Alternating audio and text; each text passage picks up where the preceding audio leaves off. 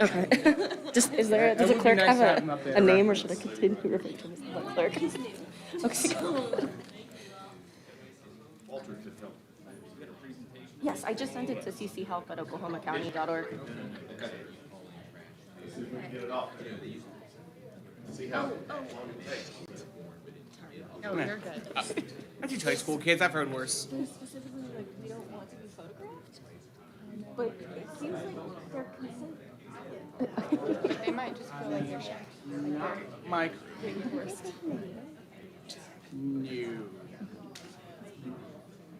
No. What agenda item it is? That is a great question. You have the agenda?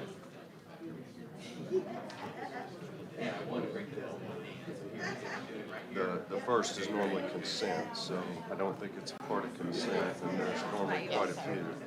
Okay, and then we start reoccurring. Yes, I remember that. Assessor's benefit. So there's one more page in here. Okay, it's not Metropolitan Library? No. No. No. Okay. Jonathan Oh, here it is, number 26. 26? Yes.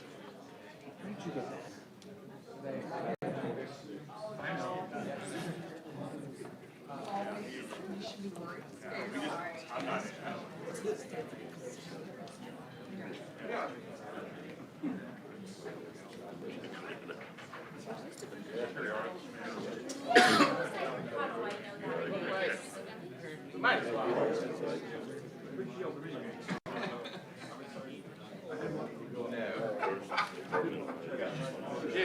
Thank you. Looks like we're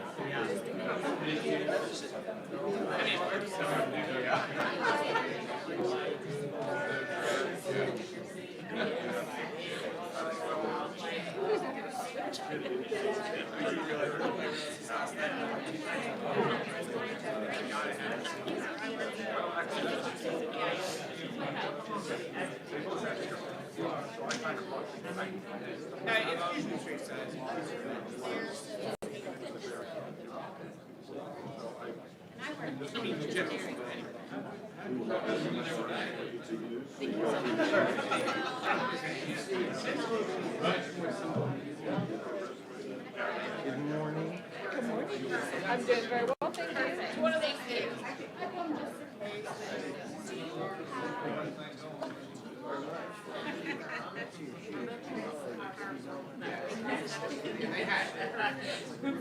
I just want to make sure you have everything. And that happens. Okay. Wait, and it's you. I don't want to. Yes. Okay. Perfect.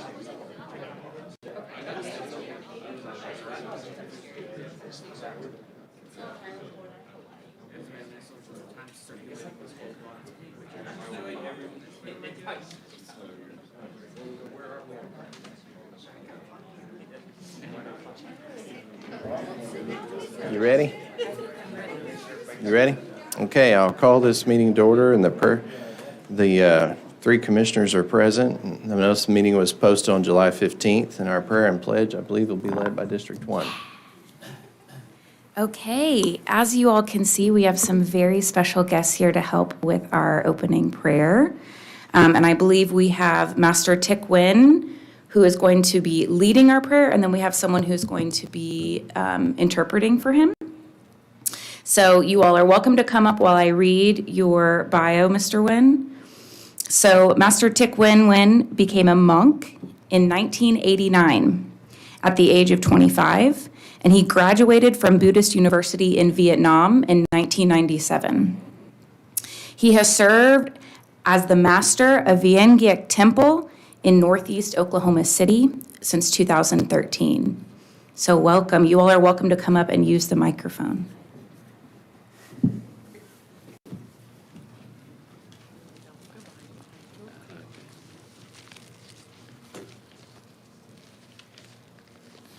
can I speak by Vietnam language and my followers translate? Perfect. Okay. Nam mô Sakamuni. Kính thưa quý vị, chúng tôi rất vinh dự có mặt tại đây cùng với Hội đồng thành phố Oklahoma. Chúng tôi rất tự hào khi cộng đồng người Việt đang ở tiểu bang Oklahoma vĩ đại này. Chúng tôi vô cùng biết ơn đất nước, tiểu bang thành phố này và các quyền tự do mà chúng ta có để thực hành tôn giáo mà không bị ghét bỏ hay phân biệt đối xử. Tôi nhớ một câu trích dẫn: mỗi suy nghĩ tích cực là một lời cầu nguyện thầm lặng cho sự thay đổi cuộc đời bạn. Và Đức Phật dạy rằng tâm dẫn đầu các pháp, tâm là chủ, tạo tác. Nếu nói hay hành động với tâm niệm thanh tịnh, an lạc liền theo sau, như bóng chẳng rời hình.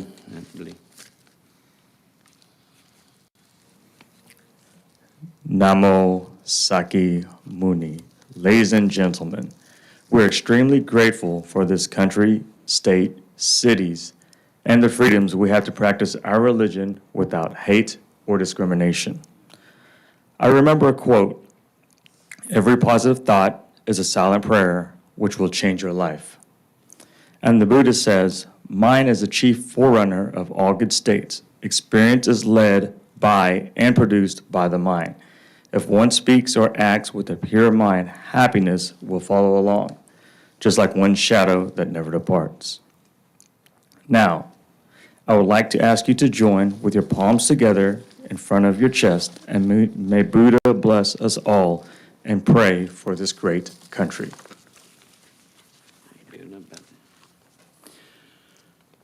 Namo Tassa Bhagavato Arahato Samma Sambuddhassa.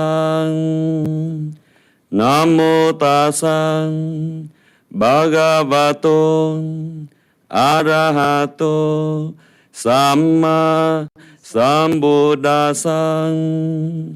Namo Tassa Bhagavato Arahato Samma Sambuddhassa. Đọc cái câu sau đây. Bồn đâm Saranam Gacchami. Dhammam Saranam Gacchami. Sangham Saranam Gacchami. Buddham Saranam Gacchami. Dhammam Saranam Gacchami. Sangham Saranam Gacchami. Buddham Saranam Gacchami. Dhammam Saranam Gacchami. Sangham Saranam Gacchami.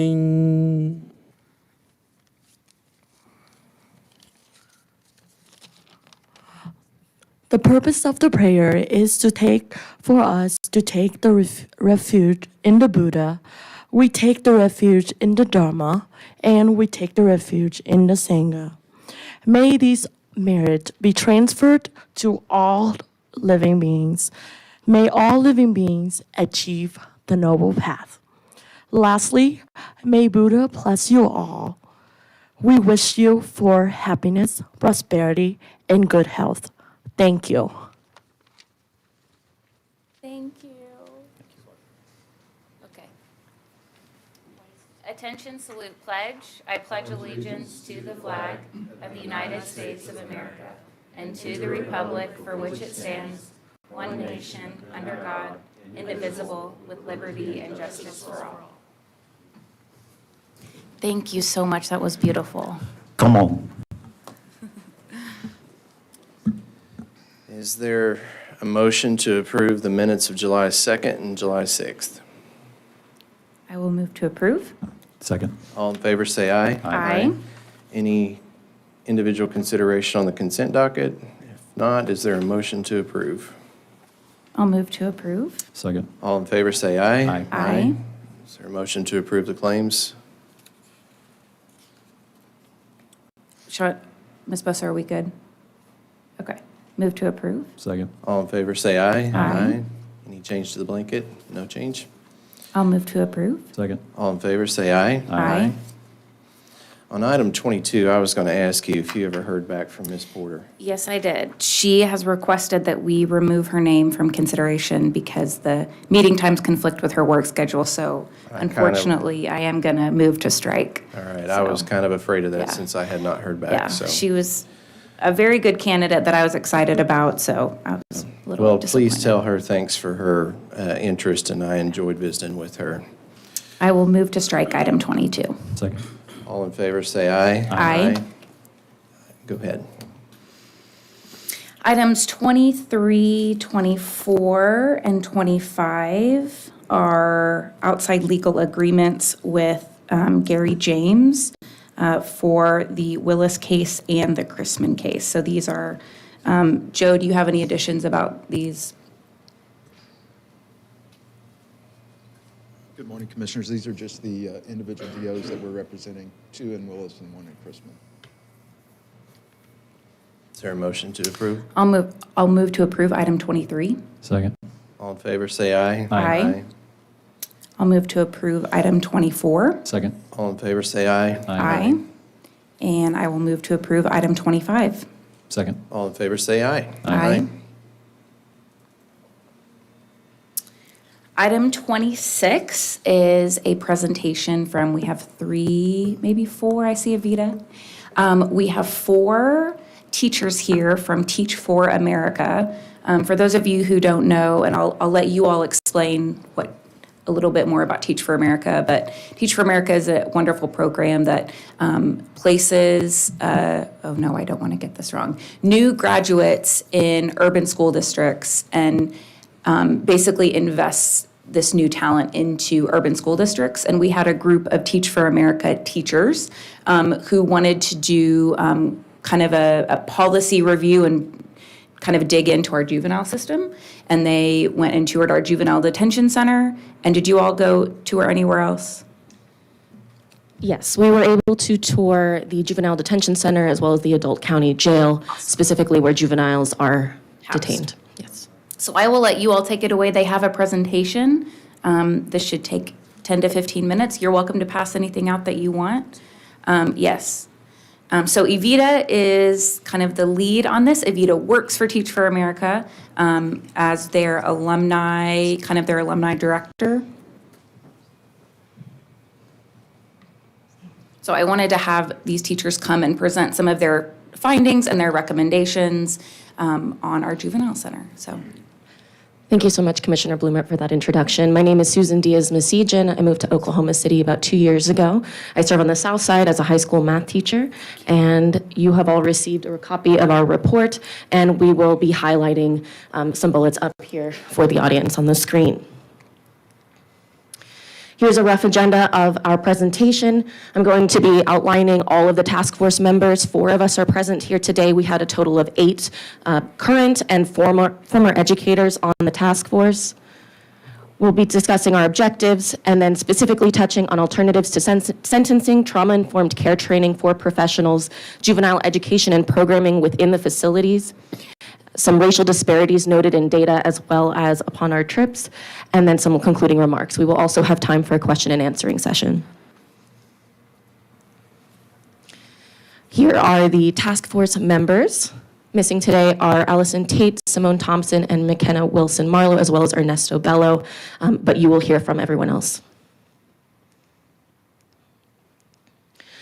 In the initiation of our task force, we began by surveying national and local affairs regarding juvenile justice, looking at articles in the news with respect to other issues that were raised or other affairs relating to detention.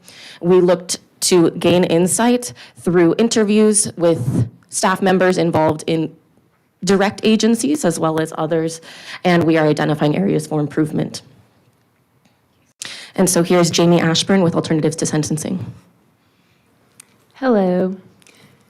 So we'll start with, we believe that keeping youth in their homes and communities is the most important recommendation that we can give. So what are some community-based alternative options? We want to keep kids in their homes. We don't want to have to send them into detention facilities if at all possible. According to the National Juvenile Justice Network, community-based alternative programs vary widely and can be less restrictive to more restrictive.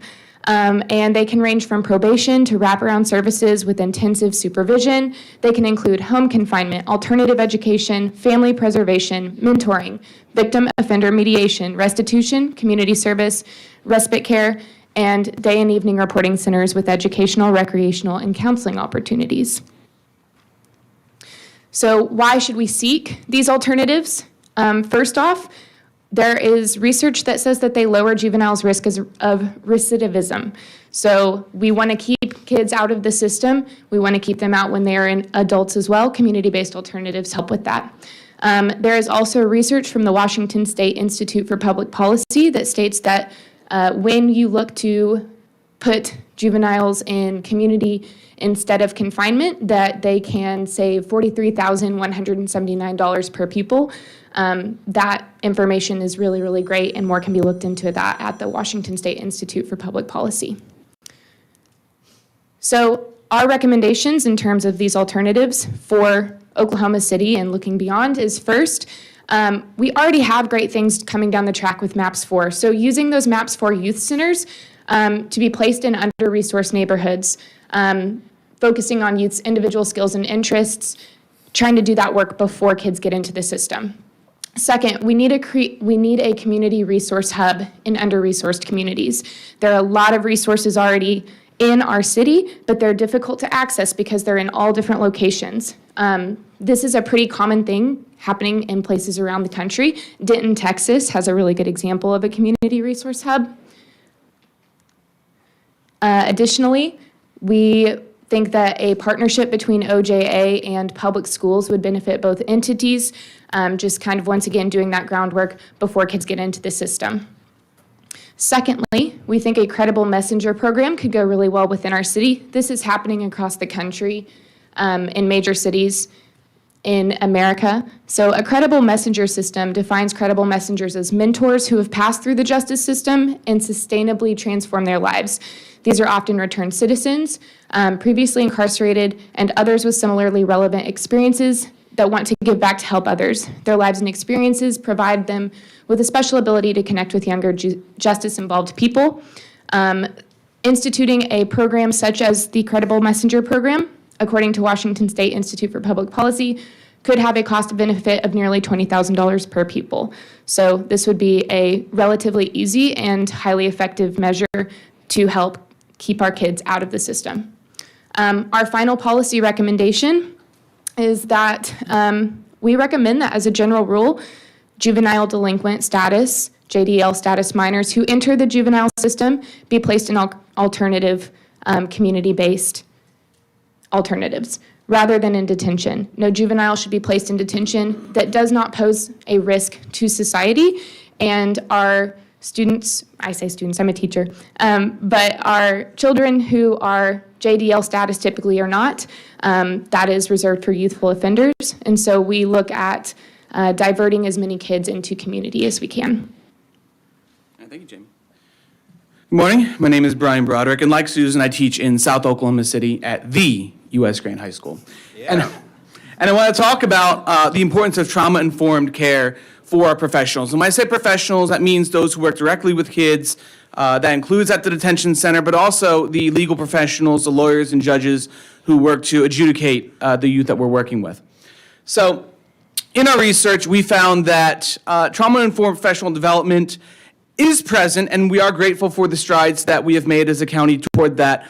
With that said, a lot of it was optional, or a lot of it was inconsistent, or in some cases missing altogether, and we want to find ways to increase the availability of these trainings, as well as emphasizing their importance and where proper or possible to make them required. And the reason we recommend that is, as you all may know, first of all, Oklahoma is #1 in the nation in adverse childhood experiences, or ACEs as they're known. And these traumatic experiences are directly related to likelihood of entering the justice system, as lots of research has shown over the years.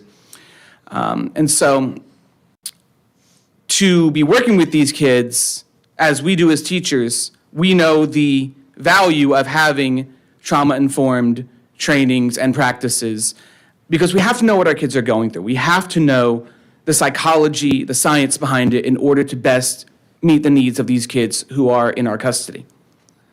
So again, we are number one for ACEs, so being the largest county in Oklahoma, we do have a very important role to play in trying to mitigate this among the most vulnerable of our population. So we have two recommendations that we think would help. First, we want the county to implement a standard of training for judges and attorneys who work with juveniles. And where we recommend starting is with the Arctic. And this assessment is already used in the Juvenile Bureau, but we'd like to see it extended to the legal professionals. And what this assessment does is just get a baseline of where we're at, what attitudes and mindsets and prior knowledge these professionals have regarding trauma. That allows us in turn to craft a professional development program or slate that allows us to best meet the needs of our professionals to make sure that they are getting meaningful trauma-informed trainings and practices. We would also, there it is, among the Juvenile Bureau and especially among the detention center staff, we would like to see annual professional development in trauma-informed training. We are appreciative that the Juvenile Bureau did send a couple of staff members to the Karen Purvis Institute in Texas, and we would like to see these kind of trainings ongoing. Again, we're seeing the trainings there, but a consistent schedule, a consistent structure, just like we teachers go through every year, would really go a long way in ensuring that our staff is well-trained and always well-versed in these practices. And so our recommendation is dedicating about 25% of the 40 required hours of professional development, or 10 hours per year, to trauma-informed care. And we would like to see this occur frequently throughout the year, mainly because, as we found, the turnover rate at the detention center is very high, upwards of around 70-75%. And so these trainings need to be happening frequently throughout the year, and they need to be substantive as well. That way, no matter how new someone is at the detention center, they are up to date and informed on the practices that best relate to kids going through trauma, which are most, if frankly not all, of the kids who are going to be in OCJB custody. All right, so we are the educators. Here's the education portion of our presentation. Now, I do have a background in urban planning, and so it's particularly exciting when I have the opportunity to encourage all of us to come together in the wonder that is social surplus. And so one of the primary recommendations we have is to encourage more collaboration between OKCPS or their extended educational services, those services that are already focusing on alternative schooling methods. And so with particular attention, I wanted to highlight that there must be a priority in receiving individualized education plans, or IEPs, for students who have noted disabilities. We are trying to stay very close to the Free and Appropriate Public Education Act portion of the Rehabilitation Act 504. And with particular emphasis, this recommendation is saying the priority must be placed on receiving that IEP as soon as possible to the juvenile's intake at the facility. This is because IEPs are not only notations of the student's learning limitations or accommodations that can be made to them, but accommodations that must be made in order to communicate with that juvenile clearly, so as to prevent any undue encounters in that first process. How might we go about getting that IEP and assuring that it arrives within 72 hours? Well, I recommend two particular partners. One would be Oklahoma Human Services, who has an office for ombudsman in community affairs. One recommendation would ask that they expand their efforts to include a representative who would be assigned to a juvenile's case upon intake. The second option would be to consult court-appointed special advocates, or CASA, for youth. This organization already has contact with juveniles who may be involved in the justice system, perhaps not on their own accord, but because of events having to do with their family. Partnering with either one of these agencies would help facilitate this transition at the most efficient of costs. With an influx of youthful offenders, there must be a plan for long-term education. In our experience with the tour at the Juvenile Detention Center, it seemed that there is a plan to provide public education through OKCPS with a special education teacher, to which we were excited to see. However, we toured in the time that is summer vacation. And so, unfortunately, we felt that the curriculum, whether that be academic or otherwise enriching, perhaps fell short. And so with an influx of youthful offenders who may be there longer than the 25-day average, we would suggest certain programs that would allow for that academic continuation within the center as well as when they return to their home school. One method that would allow for this is a program called Edgenuity. Edgenuity is used in Tulsa and Oklahoma cities and other districts nationwide. This is an online academic programming that is already purchased through the public school district, but relaying that academic programming to a program like Edgenuity allows a juvenile to stay on task while also freeing up some autonomy for the officers at the detention centers to craft their own enriching curriculum that is most suited to the juveniles in their care. Some of the intellectual enrichment that we might advocate for the officers or the staff at these centers to provide would be team building, career interests, counseling, therapy, time to work, mental health education, and importantly, self-management strategies to support that juvenile as they reintegrate. All right, well, I'm the statistics teacher, so I got the data part. The racial disparities, we all know them, if we can be candid for just a moment. When we looked at the data, we actually found that most racial and ethnic groups are not disproportionately represented, which is good news, with one, of course, very notable exception with our black community here in Oklahoma County. So Oklahoma County is about 16% black, yet nearly half of the juveniles who are incarcerated in our detention center are African American. So this was really the, like I said, major disparity that we saw comparing overall county proportions to proportions of juveniles detained. So this should be our focus with regard to eliminating racial disparities. And so we have two recommendations that we believe may help us make some progress. The first is we want to have what's called DEI, diversity, equity, inclusiveness training for all OCJB staff, detention center employees, lawyers, judges. And this training really helps build awareness of the issues that lead to these disparities, the historical contexts, the current issues, trauma. And these are trainings that we as teachers get all the time, just like trauma-informed trainings. These DEI trainings give us the context we need in order to deliver our education as equitably as possible. And so we believe similar trainings would help the treatment of our juveniles to be as equitable as possible within our detention centers. The other recommendation we would make is trainings in restorative justice, transformative justice, and other pioneering work in alternatives to the traditional incarceration model, which has disproportionately affected the black population, frankly, since the end of slavery. And you'll see up there, we do have a couple organizations, nonprofits here in Oklahoma City that can be resources for trainings like this.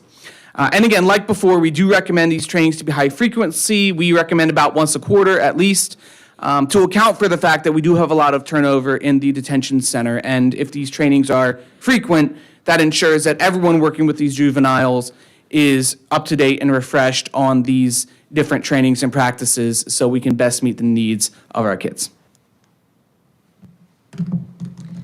And to conclude, we have a couple of remarks. First, we couldn't quite place certain agenda items, and so first we would recommend adding more counselors at the Juvenile Bureau. They're currently operating with only one, and they have about 30 to 40 juveniles in there at all times circulating through.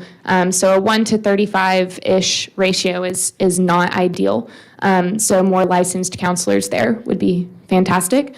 Second, the Juvenile Bureau, we would recommend them getting a formal agreed upon definition for recidivism. That way we can have data tracking to figure out, okay, are we being effective in our treatment plans for juveniles going through? Are we keeping them out of the system long term? Without that, we can't know that information.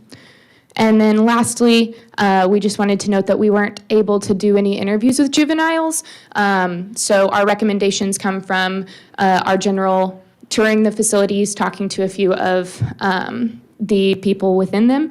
But we would love in the future to have access to those kind of personal interviews with the kids. And that is all we have.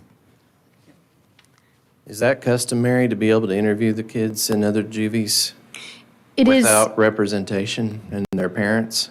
There has to be a proposal submitted, and you have to go through a process to get approval to interview a juvenile. Okay. And for a bit, I know we had talked about connecting you all with someone who had been previously in the juvenile detention center. Maybe they were, 18 now and they were comfortable talking with you. So maybe that can happen in the future. Yeah, that could happen. We did talk with someone who had been through a system, and he's overcome. He has his own nonprofit, and so he assisted us on our visit, and so he provided some insight just from that viewpoint. Did you interview our director, Jamie Overstreet? Yes, we did. You did. You spoke. Yes, Jamie was very helpful with this. So, well, thank you all so much. These teachers did not get paid to do this. This was simply something they wanted to do to learn more and to help provide recommendations to us. So thank you all so much. I hope to get to work with you again, and I really appreciate you all making this for us. I don't think I have any other questions or comments. Anything? All right. For your ease, at the last slide of this presentation is a glossary of terms referenced. Thank you. All right.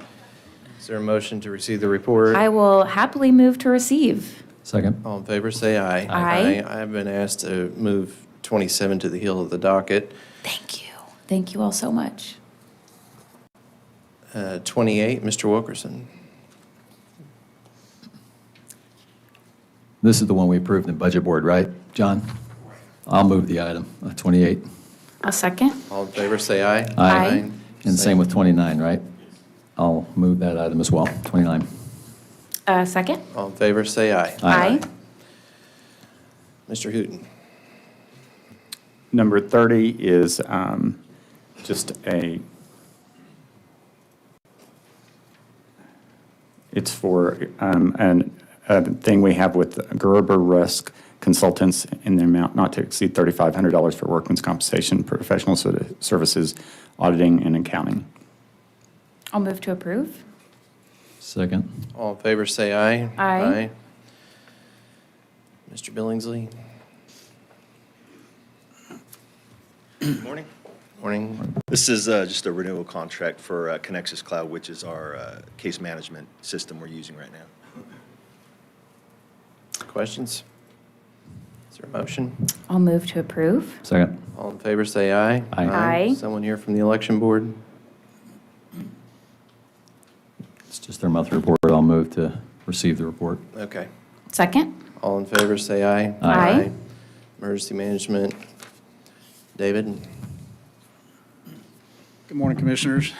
The next 11 items actually represent some of our annual agreements, mostly with fire rescue. We also have one of our tower use agreements and the Regional Multi-Agency Coordination Center agreement with Oklahoma City, which we affectionately call the bunker, and ReadyOp, which is our mass communication system that we use for various things here around the county, employee notification of closures, et cetera.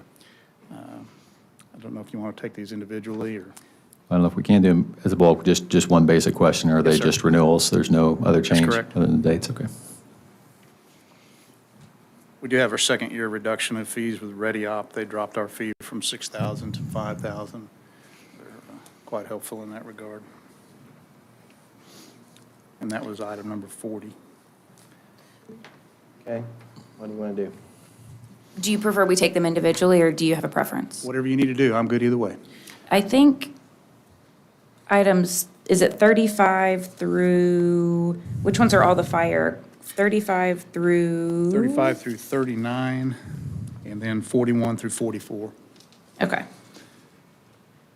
Yep, we can take all of those together. Okay. Is there a I'll second? move approval on item 33. Second. Okay. All in favor, say aye. Aye. I'll move approval on item 34. Second. All in favor, say aye. Aye. And then I'll move approval on items 35 through 39. 39?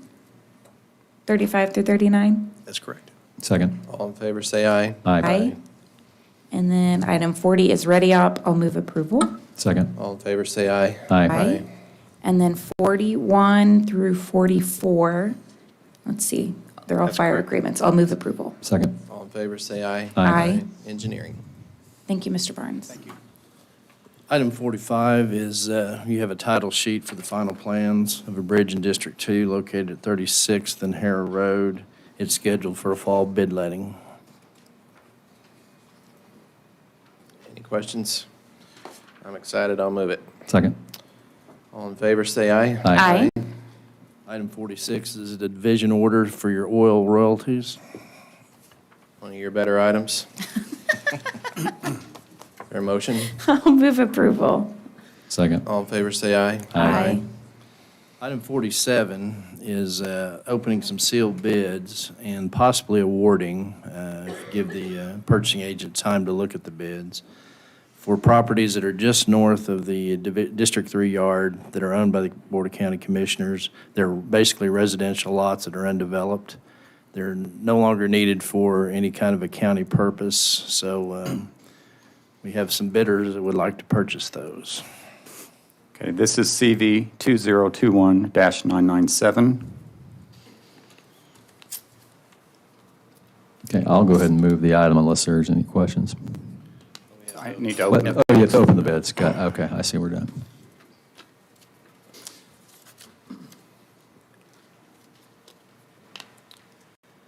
From Kimmel Group, 4382-1088, $2,500. 4741-210, $2,500. 8343-373, $3,750.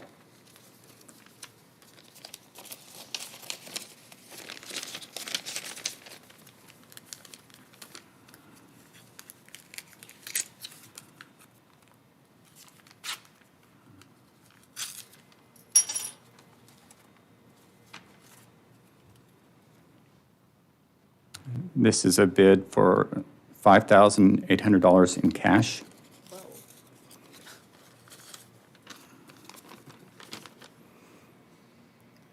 see that? From Daniel White, 5,000 cash. $5,800 in cash. And it will be returned to the treasurer for accounting back after the poll. Then we have Habitat for Humanity.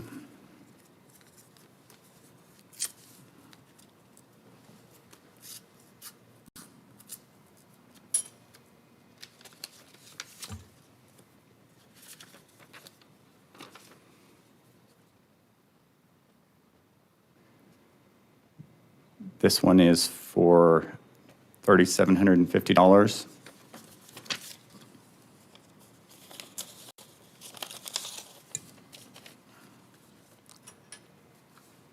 Second one for Habitat for Humanity.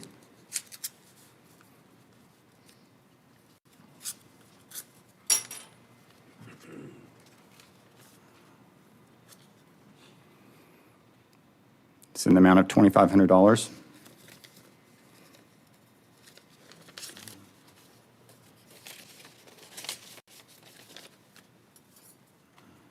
Third one from Habitat.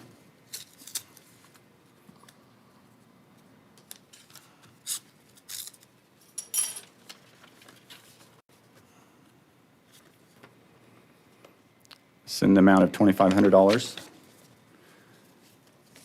That concludes the bids. So if the purchasing agent can determine the winners, you might award it before this meeting's over. So if you want to move this to the heel of the docket. And then, I guess, is there a question on if we got a actual cash bid, do we have to do some direct, I mean, I think the clerk is correct, we just submit it to the treasurer's office for deposit, et cetera. Well, I don't know if I did my math correctly, but the law says you can't sell it for less than 80% of its appraised value. So none of them met that? Okay. except for the one for 5,800, and I'm not sure which property that one was for. Chantel? The bid oh, you have bid securities, not bid prices. You need to announce the bid. What they're bidding, not their deposit.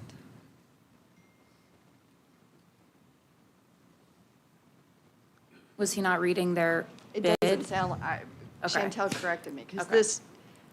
if it's the deposit, it's likely correct, but if that's the actual bid, it's not meeting the statutory Okay. requirements, and that's why I made a leap to the podium. I understand.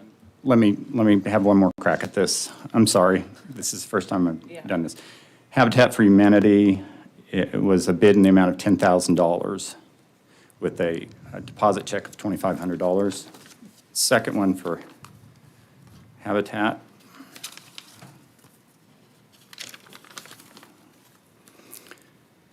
Was to bid amount of $10,000 with a deposit of $2,500.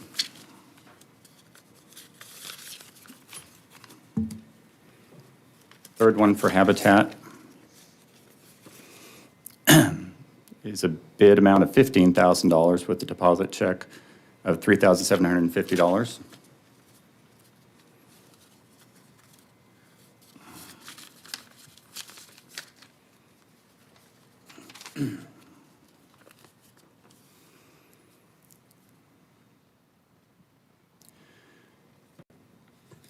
Okay, from Mr. West, the bid is $6,500 with a check of $2,500. A bid of $6,500 with a check of $2,500, and a bid of $8,500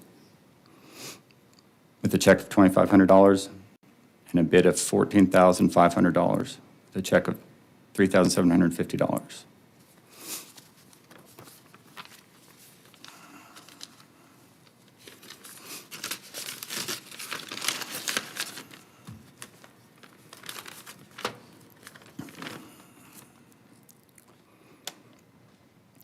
And then the cash bid was a bid of $6,500 and a bid for $5,000, and it was a cash deposit of $5,800.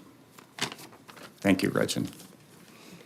All right, now, I do agree that it should go back to someone to determine which property goes with which bid. And Okay. that would help the board, I think. Okay. Are you all Thank able you. to do that right now? Okay. Yes. Good. Okay, so do we need to move that they're tabulated and returned, Gretchen? No, this isn't. This is a specific statute, Okay. Commissioner. What happens is you open the bids publicly, and the board has the power to reject any and all bids, but you can also allow further bidding. Okay. Okay. So what action do you recommend do we take no action right now? You're going to table it. You're Well, going to push it to the end of Yeah. Yeah, I'll of just- your Okay. agenda. Okay. Let's just skip past it, Okay. and then we can readdress it once they've tabulated. Okay. Jamie, do you have anything you want to say on yours? I've got 48 still. Oh, okay. 48 is receiving a temporary easement for a bridge repair on Diagonal Road between Hare and Pot Road, so the repair can take place. Okay. I'll move it. Second. All in favor, say aye. Aye. Now, Jamie.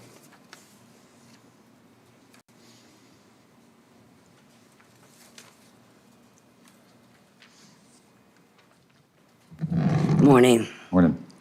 My first item is I'm seeking approval of the standard MOU that we do with CASA. Last year, it was 387 square feet also. And as soon as we get the carpet in, I'll be able to bring you pictures and a floor plan for your consideration. Is there a motion? I'll move the item. Second? All in favor, say aye. Aye. Thank you. The next item is a resolution accepting donations that were made in June for the use by Oklahoma County. Whereas Ms. Sharon Sy donated clothing to the Oklahoma County Juvenile Bureau's clothing closet, and the Oklahoma Bar Foundation Community Service Committee donated 25 $10 Walmart gift cards to provide incentives to youth involved in programs. And whereas Mr. Ken Carlisle donated books to the Detention Library. Whereas Oklahoma County accepts these donations with gratitude. Be it therefore resolved, the Board of County Commissioners of Oklahoma County does hereby accept these generous donations and expresses great appreciation for all of the support received by the citizens of Oklahoma County. Is there a motion? I'll move the item. Second. All in favor, say aye. Aye. Thank All you. right, Joe? Okay, Commissioners, items 51 and 52 are related. You'll recall a few weeks back, I believe we declared property surplus that the county owned in Luther adjacent to Washington Park. The town of Luther has requested the county to transfer that to them so they can enhance their parks. And I believe the mayor from Luther is here, if you'd like to speak, Mr. Mayor, on these two items. I want to start with thank you for approval, but I'll assume that's going to be coming, that once again, the town of Luther has discovered that the property on which the park was located was jointly owned, which presented some potential conflicts concerning authority over and responsibility for the parks. By consolidating the property's ownership to Luther, we'll take the responsibility, and we already have plans underway for renovation and improvement of the park. Mayor, thank you for coming. And I will move the two items, 51 and 52. I will second, and thank you, Mr. Mayor, for coming. All right, all in favor, say aye. Aye. Okay, Commissioners, 53 is an item that you've seen previous as well. It relates to some remodels over in the courthouse at the law library. You had previously approved a plan. Some of that funding didn't come through. This is a revision. They're going to get a donation of $15,000, and they can begin to move forward. If you have any questions, Vanita is here.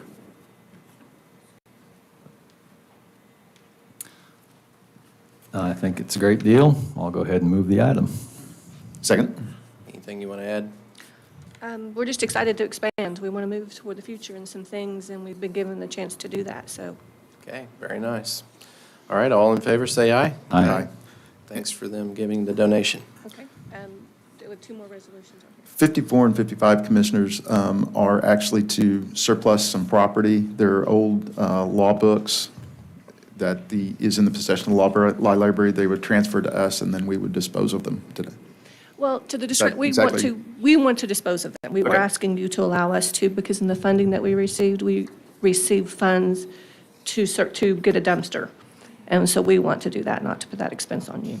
As long as you still keep the pocket parks for Oklahoma statutes. I Got remember those, when I got was first practicing law, I used to spend a lot of time in the law library, I remember, with yeah. the Oklahoma statutes. So I'll It's our reporters that we're getting rid of. move the item. I'll second them. All in favor, say aye. Aye.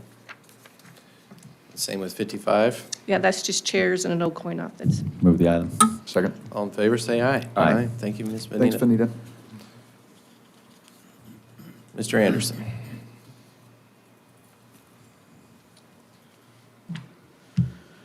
Good morning. 56 is a renewal for the SRO program at Deer Creek Schools. The only change to this one is there is some language changed in the actual contract that allows them to change the number of SROs assigned to that school midstream. They are in the process of onboarding a new superintendent. So they've requested that we back off to 3 SROs. And we just wanted to make sure that was on record, that this is not the action of the sheriff's office or this board, but actually is a request from the school board at this point. But the language that has gone through the DA's office allows, if the superintendent gets on board, decides, no, he wants to push it back up to 4, that's well within their ability to do that within the contract. So, I'll move the item. Second. All in favor, say aye. Aye.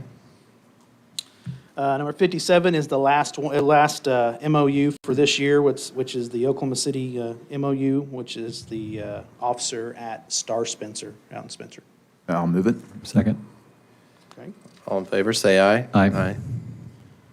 58 is this year's JAG grant. And I believe from my discussions with Captain Baisden this morning, the intention of the JAG grant this year is to support radio infrastructure as it has for the last couple of years, and any overage will be used to actually acquire radios on our end that we would own to support our communications for our deputies and in our cars and things. Okay, move the item. Second. All in favor, say aye. Aye. And 59 is an award from Homeland Security for the maintenance of mobile x-ray machines that we've had for a few years now. And it's my understanding that Homeland Security picks up the all costs associated with annual maintenance. Move the item. Second. All in favor, say aye. Aye. Thank you. Christie? Sure.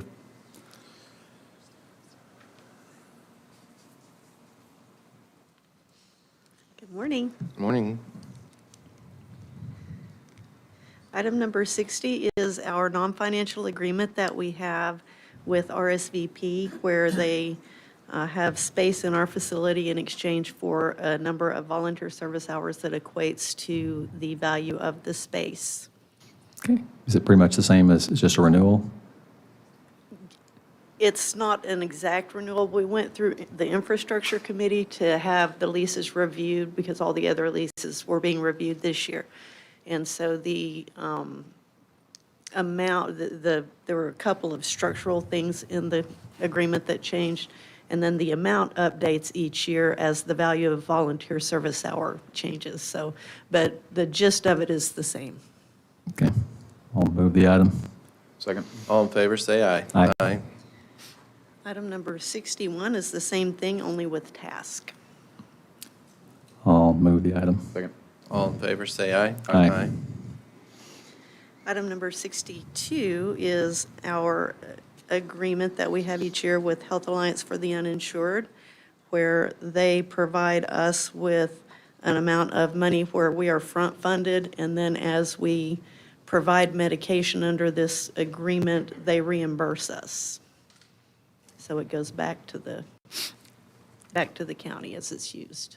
I'll move the item. Second. All in favor, say aye. Aye. Thank Thanks, you. Christie. Very much. Mr. Treasurer. Good morning, Commissioners. This is the second of our bank contracts. Recalling the first was with BOK, which we use as lockbox. This particular contract is with JP Morgan Chase, and it is where we maintain all the depositories. Okay, any questions? Is there a motion? I'll move it. Second. All in favor, say aye. Aye. Commissioner comments, District 3. Thank you, Butch. Yeah, I know. We're going to the heel of the docket. Hang on. Okay. Any Well, comments? Nope. Any comments? No, sir. All right, any new business? All right, Mr. Assessor. Yes, Commissioners, good morning. Item 27 is our Just Appraise contractor. It's phenomenal what we've been able to achieve already with deeds, and this will expand it to other entities in our office, and I appreciate your approval. I'll move the item.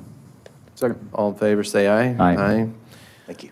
Welcome. And also below executive session, there is citizen comment. Before we go into recess, is there any citizens to be heard? All right, do we want to take up the item now or after executive session? You ready? she's ready. Okay, Yeah. go ahead, Chantel.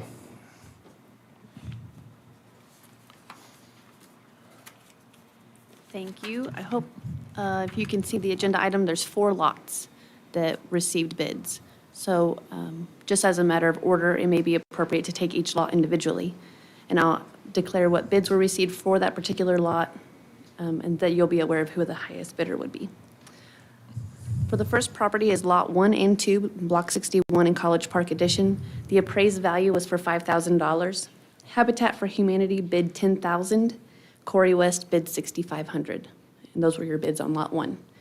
If you would like to go ahead and proceed with decision on each lot, we might be able to go through quickly, but whatever information you need. Well, yeah, might as well. So on that one, I'll go ahead and move award to Habitat for Humanity. Just one question.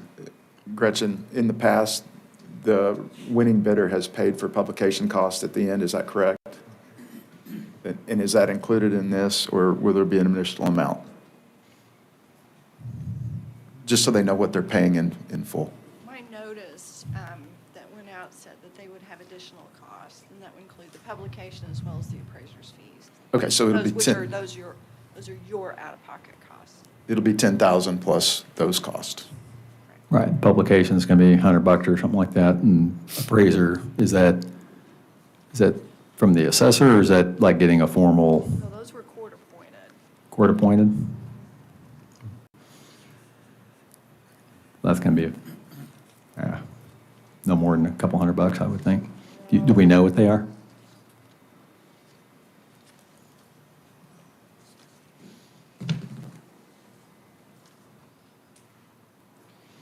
There were 3 appointed, each one wanted $800.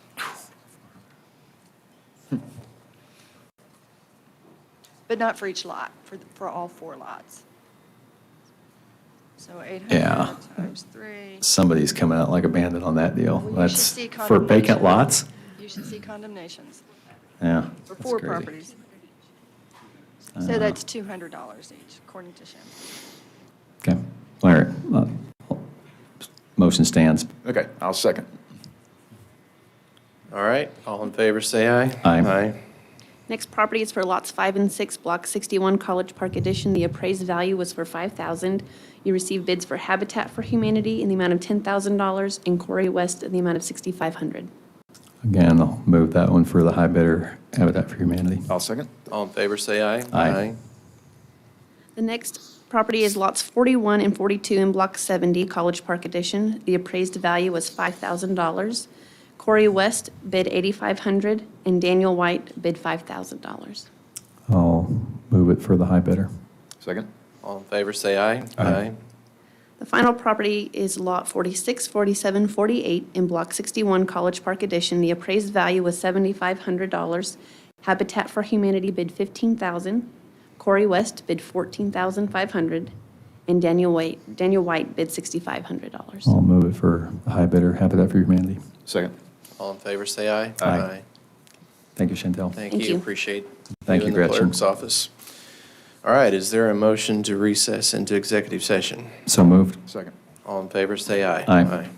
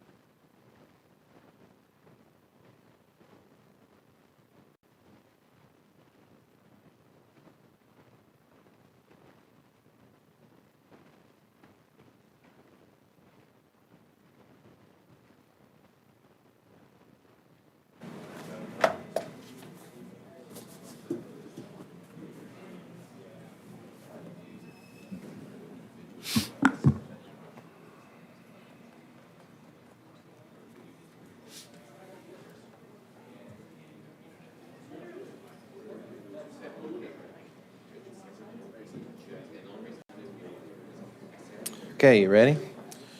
Is there a motion to return from executive session? So moved. Second. All in favor, say aye. Aye. Item 66, is there action? Yes, I would move that we authorize the district attorney on our behalf to send a demand letter to the Office of Juvenile Affairs for funds owed us. I will second. All in favor, say aye. Aye. 67. I will move that we disclaim our interest in this, subject to any unpaid taxes. Second. All in favor, say aye. Aye. Again, any citizens to be heard? Seeing none, is there a motion to adjourn? So moved. Second. All in favor, say aye. Aye. Thank you, Commissioners.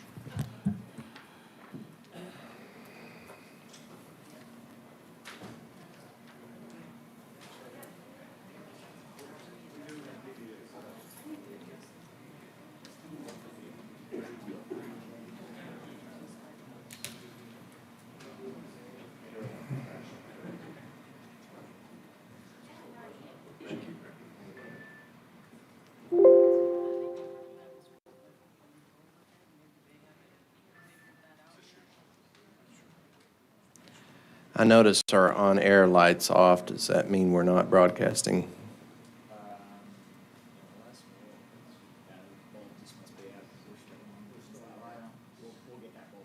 Okay. Just making sure. All right, are you in?